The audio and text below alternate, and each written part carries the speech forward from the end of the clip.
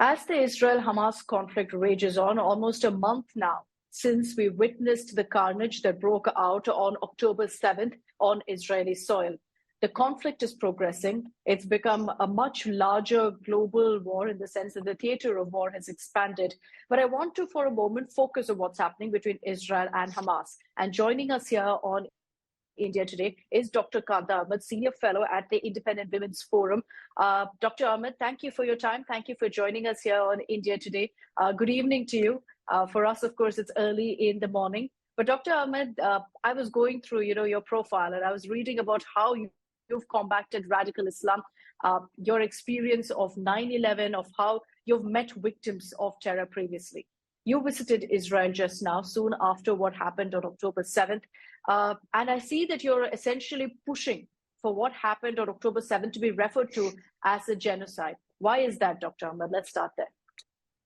Thank you, Akshiti. I'm very grateful to be speaking to you, and namaste, sat sri akal, and salam to India. It's extremely important to recognize that the events of October 7th, which have been described as a massacre or a terrorist attack on Israel, in fact constitute a genocide. Genocide is an international crime. It includes a crime against humanity, a war crime, and is defined, and the hallmark is premeditated, systematic, targeted extermination. And that's exactly what happened to 1,400, more than 1,400 Israeli people who lost their lives in devastating, barbaric, and frankly evil murders perpetrated by Hamas commandos that came in the magnitude of almost a division. Almost 2,000 Hamas commandos came over the border and invaded people's homes with explicit and devastating methods of killing. I was able to visit, with the help of the Israeli Defense Forces, the places of the genocide, walk through the homes which still contained large amounts of bloodshed, the murder weapons. I visited the morgues in two of Israel's institutes, the National Forensic Institute of Forensic Science, and also what's known as the Shura, which is in Israel's Ministry of Defense, which processed the incredible numbers of the dead that were arriving, almost 900 arriving in the first 24 hours, and still human remains are being found. And what I saw in the morgues was evidence of the nature of the killing. So each body that I was able to see had multiple methods of execution. The bodies were restrained. Some of them were still restrained in the morgue. That means with zip ties, but also with electrical cord. The bodies were shot and stabbed, and some of them incinerated. This was not limited to adults. This affected men, women, children, infants. I've also been informed of at least 2 deaths of the fetus, unborn children. Oh my God. One of them torn out of the mother's uterus and stabbed. Another incredibly tragic. The mother was pregnant and shot in the abdomen. The bullet lodged in the fetal heart and killed the baby.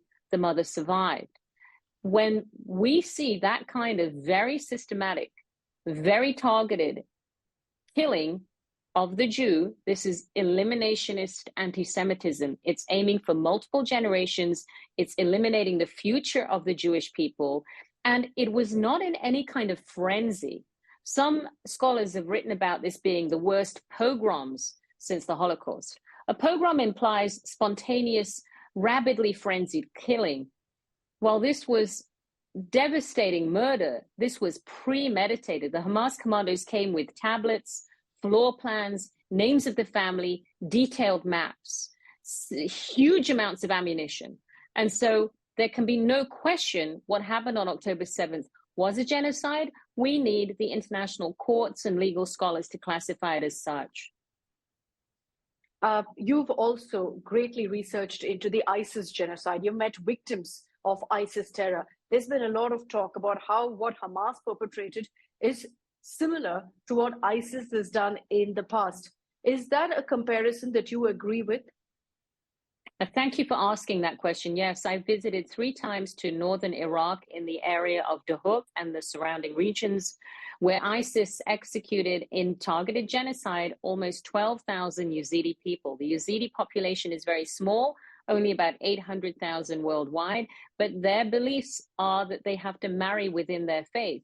So the killing of men and women essentially continues the genocide even today as their numbers dwindle. The cruelty of ISIS was broadcast worldwide. You remember famously the devastating filmed immolation of a Jordanian Air Force pilot that circulated around the world and angered the King of Jordan to such an extent that King Abdullah flew his own helicopter in his own sorties bombing ISIS. So there are tremendous parallels between the ISIS atrocities and what I was able to learn from survivors and see on the bodies of the victims. I would say there's one difference. Hamas is enormously well financed in comparison to ISIS. ISIS held very small amount of territory. It relied on kidnapping, tax levies, organized crime. Hamas has been financed by enormous amounts of even US tax dollars.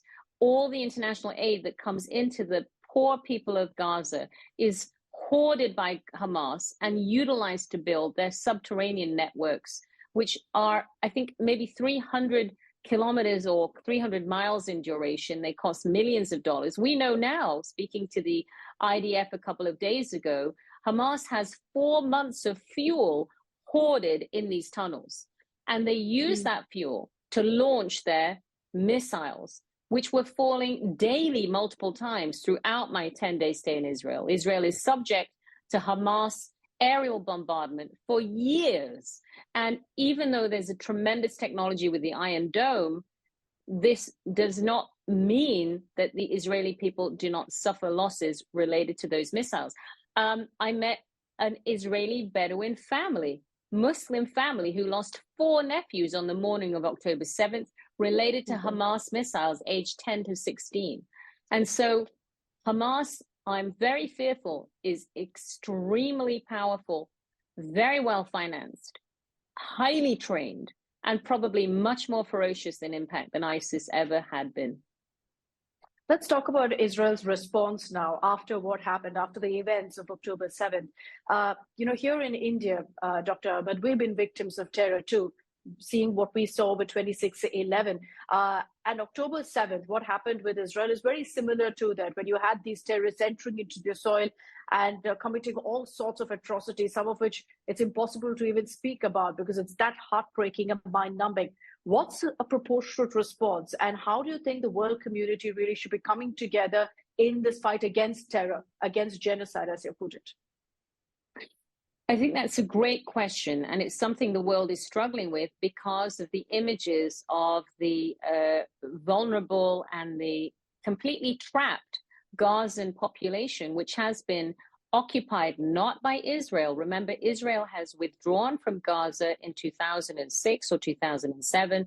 Gaza remains in the clutches and power of totalitarian Hamas. It is Hamas that is forbidding people in Gaza from escaping. Israel has been giving multiple warnings. My own observation of the IDF is nightly telephone calls in Arabic to ask the civilian population to move, and pressure on Egypt to open the southern border, and pressure on the surrounding Arab world, which is at the moment immobilized in moving those people in the face of the conflict.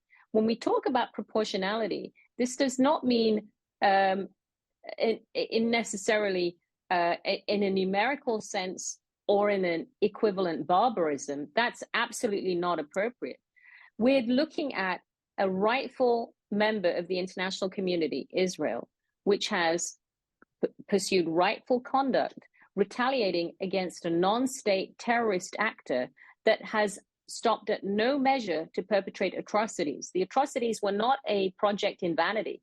They are in line with Hamas's ideology of eradicating Israel and its permanent cosmic enmity with Judaism. So for Israel, Israel has no other alternative except to prevent further genocide. That's the legal response when genocide occurs, is to eliminate the genocidaire enemy. There's no neutralizing Hamas. That's been tried previously in multiple operations, and Hamas just grows back stronger. And so this is a very severe campaign. I was just thinking about this yesterday as we saw the Russian invasion on February 24th, 2022, or February 23rd, 2022, of Russia into the Donbass. The entire world opened its borders to Ukraine. I was quite stunned, having watched so much conflict in the last 25 years. But there's been no similar response for the people in Gaza. And there is also no conceivable world in which any other nation, rightful member of the international community, would be asked to live permanently with an Islamist jihadist state financed with hundreds of millions of dollars on its doorstep. And we haven't even mentioned the fact that Hamas additionally took almost 240 hostages. Several have been released. One has escaped, as far as I know. And those hostages are now being used as bargaining tools in a grotesque portrait of Hamas, as if Hamas has compassion to negotiate with a rightful member of the international community. So this is not about proportionality. This is about preventing genocide of the Jewish people. And remember, the Jewish people are the only people that have lived through the worst crime against humanity, which was the systemized extermination of millions of Jews, which went on for years. And so no matter how devastating the images, and I'm a physician, I've spent my life saving lives. I don't want to see the unnecessary loss of life, but nations like India that have very major influence on Israel, but also on Saudi Arabia, very deep relations with the United States, and a very strong relation in Russia, could be pivotal in bringing this crisis to some point where at least civilians in Gaza could be sheltered from what is an inevitable conflict. Would you agree, though, that what we're seeing right now in Gaza, Dr. Ahmed, is a humanitarian crisis? There's been a lot of talk about it, saying that the ordinary Palestinian, the ordinary Gazan living out there is right now also a victim of the terror that Hamas perpetrated. So I would say there is a humanitarian crisis. That's very much the case. I would also say efforts have been made for a humanitarian corridor to be established. I would also have to say, tragically, I met many eyewitnesses who explained to me the atrocities were perpetrated not only by heavily armed Hamas commanders. There were many civilians that additionally participated. I've heard numbers anywhere from 2,000 to 6,000. The location of the atrocities was within 5 kilometers of the Gaza border. One eyewitness informed me that civilians from Gaza made 4 round trips. Some civilians in Gaza took hostages from Israel. They were not members of Hamas, but they took hostages. And so I'm absolutely against impugning the entire Palestinian civilian population of Gaza, but there is huge rage at Israel. There is tremendous support of Hamas, perhaps more than we would like to say. And yes, these people are absolutely prey to Hamas. They are stateless, they are powerless, but they're also, many of them, deeply invested in not accepting the reality that Israel is here to stay. And we should also look at all of the options Palestinians were given to make a peaceful solution, some of them championed by Saudi Arabia. I was in the White House in January 2020 when the Peace to Prosperity Plan was presented, and each time that's been rejected. We also should realize this war between Israel and Hamas is not only about Israel and Hamas, it is also a major message to the Palestinian Authority in the West Bank, which is now holding on. So the Arab and Muslim world knows if we do not handle this correctly, we are now going to have an even more empowered Hamas in the West Bank, which destabilizes the region further. So I don't see a way out of the imminent escalation in conflict. How do you see the defeat of Hamas actually happening, Dr. Ahmed? There have been many efforts in the past to do this. Do you see it happening? Do you see it becoming a reality now? Because the worry is that the thought is where it starts. That's where the seed essentially is sown for this kind of a movement. And how do you decimate or defeat that thought or the ideology? I think that's a great question, and there's a complex response. I think the world has no chance but to eliminate Hamas. That does not mean just destroy it. ISIS was destroyed, but is already reconstituting. Destroying something does not mean it's eliminated forever. Hamas has to be dismantled permanently. In terms of the ideology, we know that tremendous gains have been made when ideologies are rejected by Muslim majority nations themselves. The great transformation in Saudi Arabia has been decades of work, beginning with King Fahd, King Abdullah, King Fahd, King Salman, and Crown Prince Mohammed bin Salman, all advancing the rejection of Islamist Muslim Brotherhood ideology, eliminating it from the schools, eliminating it from something desirable, rebuilding the minds, passions, energies of the youth. Yes, tremendous money was required for that, but also political will. And that is how you eliminate these ideologies. I look at your question in the converse. What would we do if we do not defeat Hamas?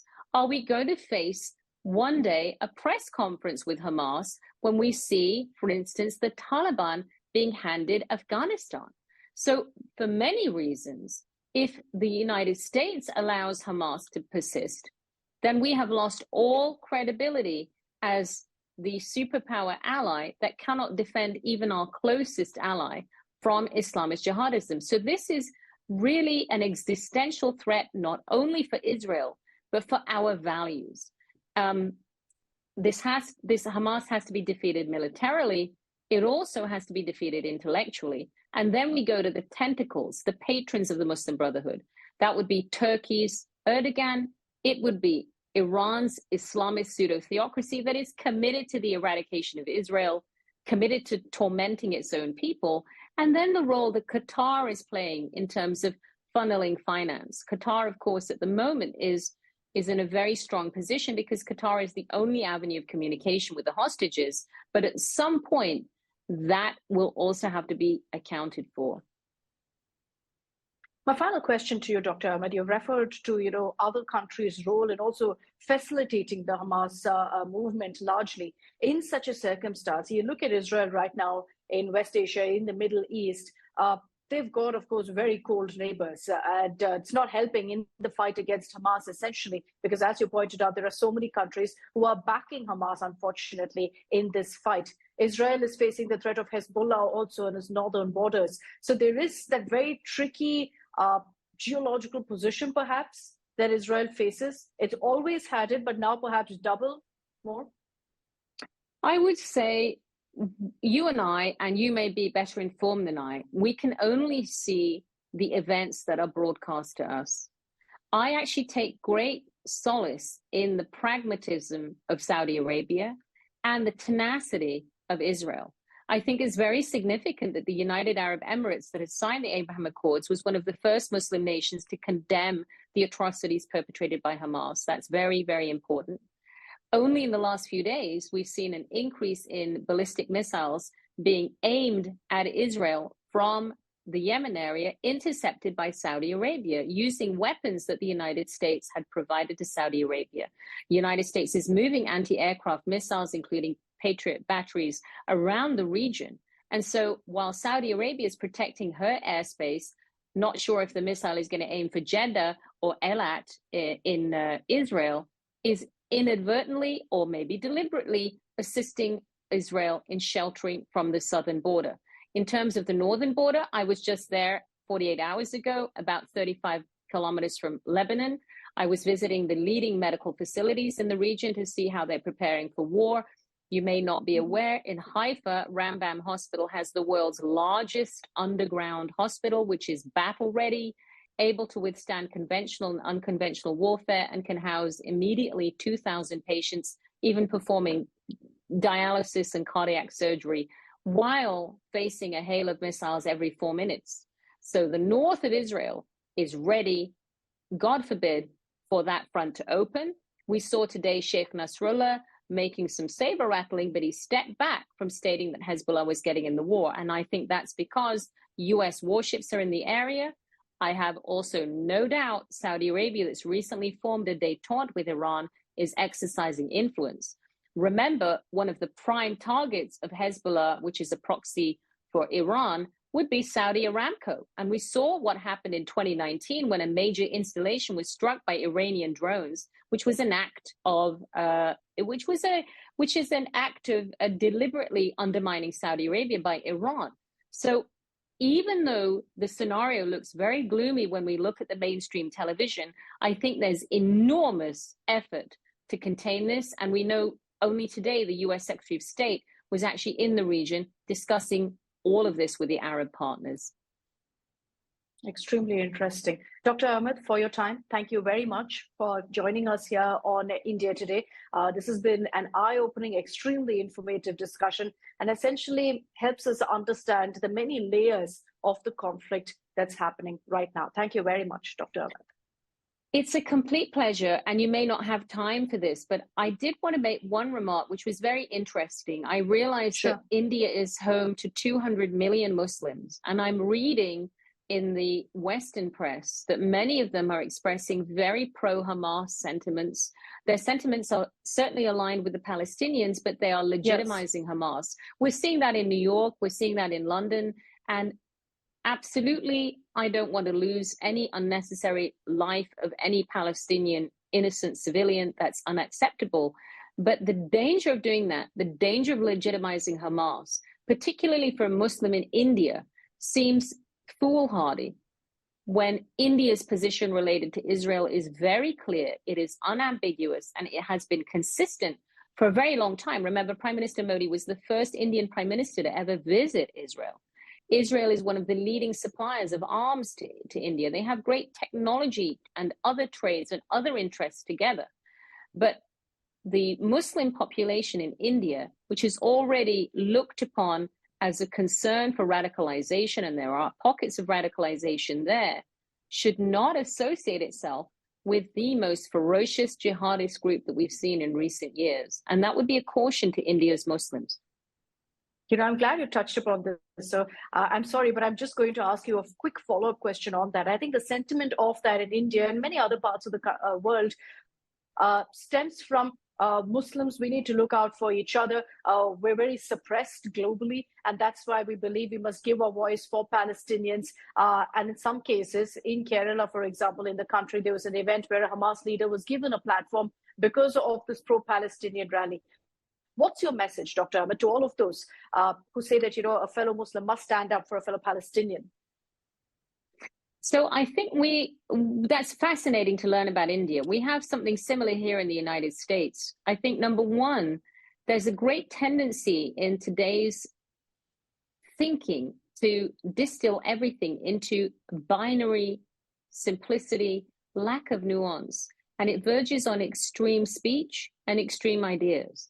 I think one can have two ideas at the same time. It is unacceptable for Israel to face any threat of genocide, let alone on its own soil. I also think it's unacceptable to think that the only governance over Palestinian people is a jihadist Islamist evolutionary group like Hamas. I also think Muslims have to take a step back. We report that we are victims and oppressed, and certainly we have concerns with the Rohingya community that has had to flee Myanmar. We have concerns about the Uyghur Muslims that somehow never strike a chord, even in the leaders, for instance, of Pakistan when Imran Khan was a leader, and certainly haven't animated the Arab streets in any way. And we do have serious concerns inside India and with India and Pakistan in the disputed territories in the Kashmir area. I'm not familiar with that, but I'm very aware of that. But Muslims are almost the most populous membership of a religion in the world. By 2050, I think 1 in 4 people in the world is going to be Muslim. In the United States, many of my fellow Muslims in this country, we form about 1% of America's population, somewhere around 3.5 million people, have more privileges than almost anywhere on the planet. But the current feeling du jour is of victimhood. I don't know anything in my faith of Islam which has ever asked me to think of myself as a victim. It's only asked me to be grateful for every opportunity and privilege and condition that God has provided me with. And in fact, most of the role of a Muslim is to be of service to others, not about entitlement. That does not mean that I sanction discrimination or persecution of Muslims in any way. It does not mean that I sanction dehumanization of Muslims. But I think we have to take a look at ourselves more closely. And the paradox is, I've lived in Saudi Arabia when I was not able to drive, when I was forced to wear an abaya, when I was legally treated as a minor, even as I could start life support on a critically ill patient. It was a real paradox.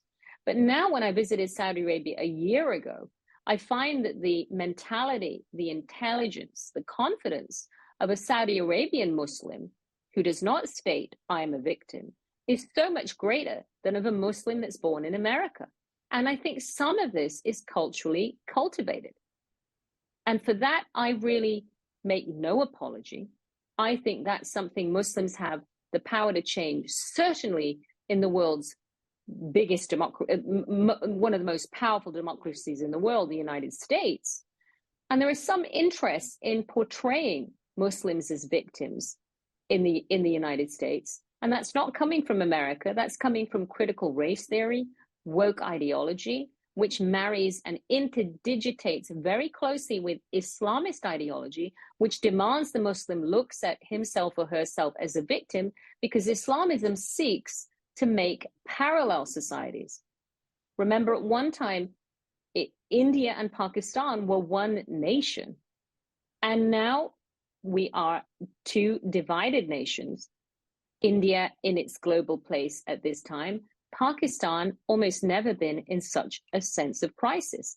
But we know in our communities, in our families, we are intermarried, we are multi-ethnic, we are with friendships across religions. Parallel societies are what really can fragment major democracies like the United States and like India. And so I'm very opposed to adopting this identity of victimhood because it fits with ultra-progressive left politics. And I think that's at play in looking at the Israel-Hamas conflict. Somehow that doesn't come into play with Muslims who are being terribly persecuted in China, Muslims that are eliminated in terms of the Rohingya. But when it comes to Israel and Hamas, this construct comes up because of the demonization of the Jew. Now, if we can find a way to say that more briefly, I'd be happy to, but I'm not sure I can. No, that was absolutely perfect. But that's been an eye-opening conversation. I think what you just said will resonate with so many here in India. Even when you made the points of the United States, I think there are echoes of that here in India as well. So thank you so much, Dr. Ahmed. This has been a great conversation. Thank you for joining us here on India Today.